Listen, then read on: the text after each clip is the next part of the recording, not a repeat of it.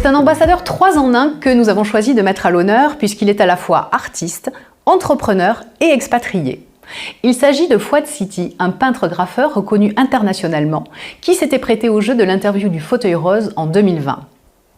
Après avoir été membre de la mythique True School, ce collectif de graffeurs toulousains des années 90, il a conquis la Chine il y a 20 ans avec ses chicanos, des petits poulets ronds et colorés qu'il a imaginés, car ne parlant pas chinois, c'était le moyen le plus efficace pour lui de passer commande au restaurant. Vous avez certainement déjà aperçu ces volatiles à Toulouse, sur un immeuble à Ampalo ou sur la façade dominant la place Arnaud-Bernard.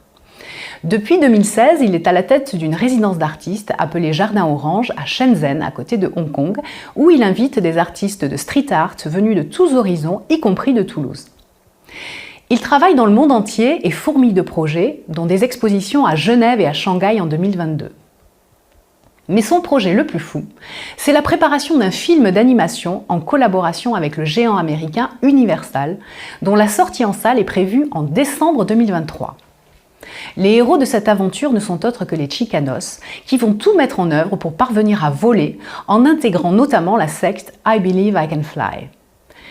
Tout en écrivant le scénario du film, Fouad vient de réaliser à la demande de RTE, Réseau de Transport Électricité, une immense fresque murale visible depuis le périphérique, dans le quartier des Sept-Deniers, au niveau de la sortie des Ponts Jumeaux. Ce bâtiment centenaire était souvent la cible de tags sauvages, plus ou moins réussis. Au-delà des enjeux de nettoyage, il y avait aussi un problème de sécurité car c'est un site d'électricité très haute tension.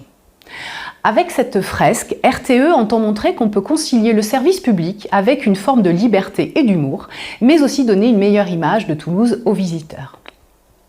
Après 3 semaines de travail et 10 jours de chantier, son œuvre, créée en collaboration avec 3 assistants et 3 autres artistes, a été inaugurée en septembre en présence du maire de Toulouse. Je vous propose de découvrir l'œuvre et sa réalisation en vidéo.